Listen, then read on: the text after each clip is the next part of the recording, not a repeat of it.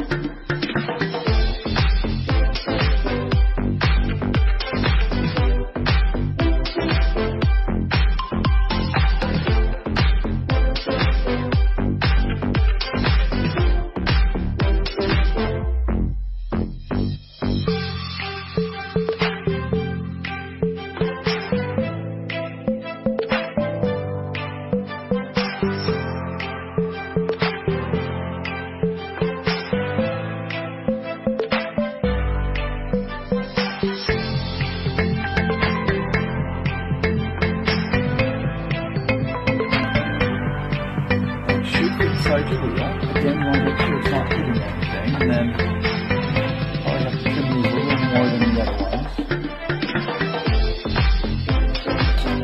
Through the wheel.